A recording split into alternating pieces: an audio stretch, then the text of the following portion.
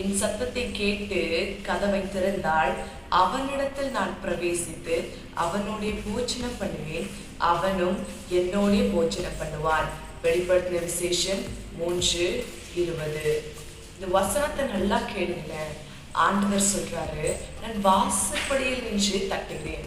அது என்ன வாசற்படியில் நின்று தட்டுகிறது? ஆண்டவர் என்ன லிட்ரலா கதவையா சொல்றாரு? அதல்ல, அவர் இருதயத்தின் கதவை சொல்றாரு. இருதயத்திற்கு வெளியே நின்று தேவன் ஆசையாய் தட்டுட்டாராம். அப்போ ஒருவர் ஆண்டவர் ஏற்றுக்கொண்டு, ஆண்டவரே என்னோடு கூட வந்து வாசம் பண்ணுங்க ஆண்டவரே, என்னோடு கூட வந்து இருங்க ஆண்டவரே அப்படின்னு ஒரு மனிதங்க கேட்கும் பொழுது, ஒருத்தவங்க ஆண்டவரை இன்வைட் பண்ணும் பொழுதுதான் அவங்க ஆண்டோடைய இருதயத்துல வந்து வாசம் பண்ணுவாங்களே தவிர சும்மாலாம் வரமாட்டார். அவர் யாரையுமே ஃபோர்ஸ் பண்ணவே மாட்டார். நம்முடைய தேவன் அப்படிப்பட்டவர். ஏசப்பா இஸ் a gentle God. அவர் யாரையும் ஃபோர்ஸ் பண்ண மாட்டார். நான் உன் கூட தான் வந்து இருப்பேன், உன் கூட வந்து வாசம் பண்ணுவேன், உனக்கு பிடிக்கதே இல்லையோ இல்லை. ஒருவன் விரும்பினால், ஒருவன் கதவை திறந்தால், அப்போ ஆண்டவர் கேட்பாரு, நான் உன்னோடு கூட வரலாமா, உன்னோடு கூட வந்து வாசம் பண்ணலாமா, உன்னுடைய வாழ்க்கையில ஹெல்ப் பண்ணலாமா, இந்த விஷயத்துல உனக்கு ஹெல்ப் பண்ணலாமா அப்படின்னு சொல்லிட்டு கேட்பாரே தவிர, நீங்க விருப்பப்பட்டு கூப்பிட்டா மட்டும்தான் அவர் உங்களுக்குள்ள வந்து வாசம் பண்ணுவார்.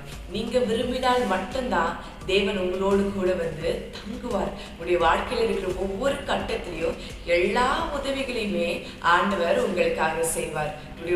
உங்களுடைய வாழ்க்கையில என்ன தேவைகளோ அதுல உதவி செய்வார், குறைகள் உதவி செய்வார், சமாதானம் இல்லைன்னா சமாதானம் தருவார். இந்த மாதிரி எல்லா விஷயத்திலுமே கர்த்தர் உங்களுக்கு உதவி செய்ய போதுமானவரா இருக்கிறார். உங்களுக்கு உதவி செய்யணும்னா ஆண்டவர் உங்களோட கூட இருந்தா தானே இன்னும் பயங்கரமா உங்களோடு உதவி செய்ய முடியும். உங்களுக்கு தேவைப்படுகிற சின்ன சின்ன தேவைகளையும் சந்திக்க முடியும். அப்போ உங்களோடு கூட ஆண்டவர் இருக்கணும்னா முதலாவது நீங்க அவரை உங்களுடைய உள்ளத்துக்குள்ள வரவேற்கணும்ல. நீ உங்களுடைய உள்ளத்துக்குள்ள ஆண்டவரை இன்வைட் பண்ணீங்கன்னா அவர் வந்து எப்பொழுதும் உங்களோடு கூட தங்குவார். அதை தான் கர்த்தர் விரும்புகிறார். ஆண்டவர் ஏசப்பா தங்குகிற ஒரு ஸ்தலம் என்னன்னா உங்களுடைய இருதயத்துலதான் ஆண்டவர் தங்குவார். நம்ம கைகளினால் கட்டப்படுகிற ஆலயத்துல இல்ல, அந்த இடம் நம்ம போய் கூடி ஆராதிக்கிறது. மனிதர்கள் கூடி ஆராதிக்கும் பொழுது தேவன் அங்க வருவார். ஆனா உண்மையாவே ஆண்டவர் தங்குகிற ஸ்தலம் என்பது உங்களுடைய இருதயம். உங்க இருதயத்துலதான் கர்த்தர் வந்து தங்குவாரே தவிர வேற எங்கேயும் இல்லை. நீங்க சர்ச்சில் இல்லை, நீங்க சபையில் இல்லைன்னா கர்த்தர் அந்த கட்டடத்துக்குள்ளேவா இருப்பாரு? இல்ல, அது வெறும் கட்டடம். அப்போ கர்த்தர் விரும்புகிற இடம், கர்த்தர் நேசிக்கிற இடம் எது தெரியுமா? உங்களுடைய இருதயம். கர்த்தர் உங்களுடைய இருதயத்துல வந்து தங்கதான் விரும்புகிறார். அதுதான் ஆண்டவருக்கு மிகவும் பிரியமானது. உங்க இருதயத்திலே தங்கி உடைய பாவத்தெல்லாம் கழுவி சுத்தமாக்கி உடைய வாழ்க்கையில எல்லா காரியத்திலுமே உதவி செய்யதான் தேவன் விரும்புகிறார். அதற்கு நீங்க ஒப்பு கொடுக்குறீங்களா?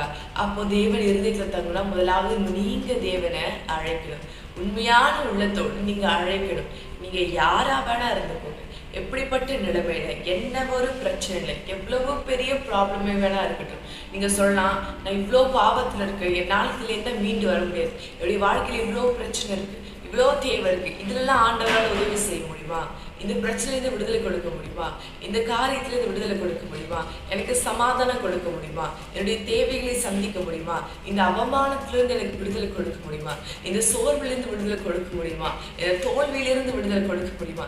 என் வாழ்க்கையில் இருக்கிற இவ்வளவு பிரச்சனைகளிலிருந்து விடுதலை கொடுக்க முடியுமா அப்படின்னு உங்களுடைய இருதயத்திலே நீங்களே கேட்டுக்கொண்டு உங்களுடைய டைமை வேஸ்ட் பண்ணாதீங்க. கர்த்தர் உங்களுக்கு உதவி செய்யறேன்னு சொல்றாரு.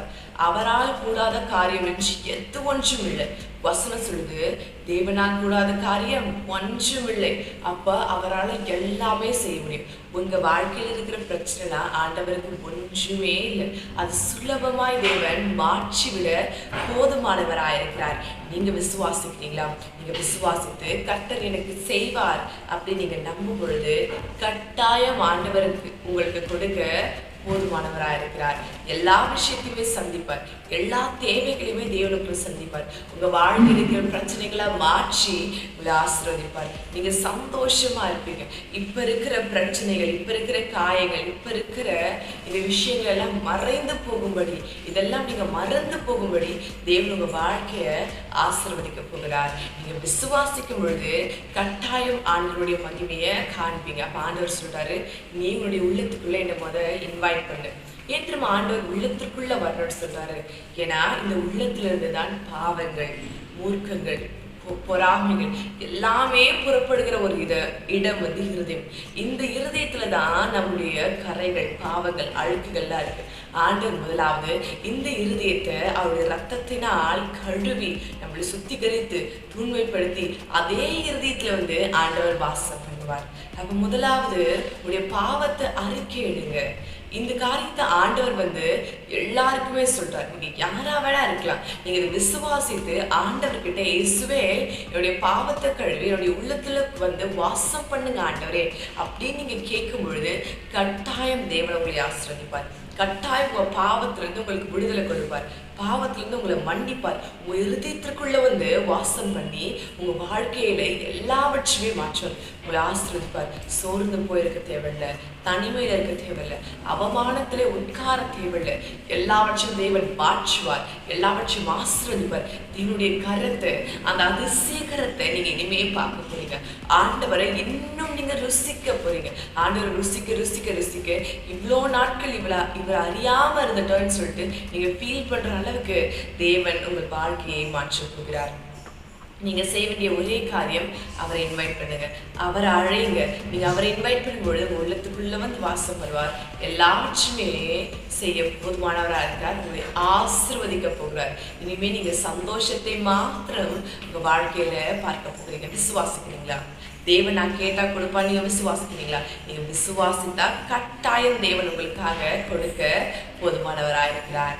இப்போ ஒரு விஷயம் நம்ம ஆண்டவர் நோக்கி கூப்பிடுவோம். ஆண்டவரே என் உள்ளத்துக்குள்ள வந்து வாசம் பண்ணுங்க ஆண்டவரே அப்படின்னு நீங்க கேட்கும் பொழுது ஆண்டவர் உங்களுடைய உள்ளத்துக்குள்ள வந்து வாசம் பண்ணுவார். உங்களை கட்டாயம் ஆசீர்வதிப்பார். மகிமையானவரே உமக்கு ஸ்தோத்திரம் அப்பா. கிருபையான ஆண்டவரே உமக்கு நன்றி அப்பா.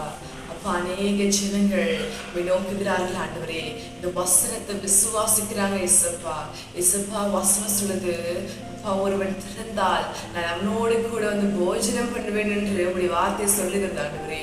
அப்பா எல்லோரும் அவருடைய இருதயத்திற்குள்ளாக உண்மை அழைக்கிறாங்க ஆண்டவரே, உண்மை அழைக்கிறாங்க ஆண்டவரே. தேவா அவர்கள் உண்மை அழைக்கிறாங்க இசப்பா. அப்பா அவங்க வாழ்க்கை கரை நிறைந்ததா இருக்குது, குற்றம் நிறைந்ததா இருக்குது, பாவங்கள், வழிகள், வேதனைகள் நிறைந்த வாழ்க்கையா இருக்கிறது ஆண்டவரே. அப்பா நிம்மதி இல்லை, சமாதானம் இல்லை, ஆசீர்வாதம் இல்லை, தடைகளா இருக்கிறது. வாழ்க்கையில ஒரு வேலை இல்லை இசப்பா. அப்பா ஜனங்கள் இப்படியாக தவிக்கிறார்கள் ஆண்டவரே. உதவி செய்ய ஆள் இல்லாம, கேட்பார் இல்லாம அவர்கள் கடினப்படுகிறார்கள் ஆண்டவரே. இயேசுவே அவர்களை பாதுகாத்துக் கொள்கிறார்கள். அப்பா அநேக கஷ்டத்துல இப்ப உண்மை நோக்கி கூப்பிடுகிறார்கள் நினைச்சேன். அப்பா இயேசுவே உண்மை நோக்கி கூப்பிடுகிறார்கள் ஆண்டவரே. ஆண்டவரே அவங்க உள்ளத்தை போய் நிறை தள்ளுங்க, அவங்க உள்ளத்தை போய் நீ நிறை தள்ளுங்க. உங்க பாவத்தை மன்னிங்க ஆண்டவரே. அவனுக்கு இருதயத்தை ரத்தத்தினால் கழுவுங்க ஆண்டவரே, ரத்தத்தினால் கழுவும் தேவா. அவர்களுடைய இருதயத்தை உடைய ரத்தத்தினால் கழுவுங்க ஆண்டவரே. உடைய ரத்தம் அவருடைய இருதயத்தை கழுவட்டும் இசப்பா.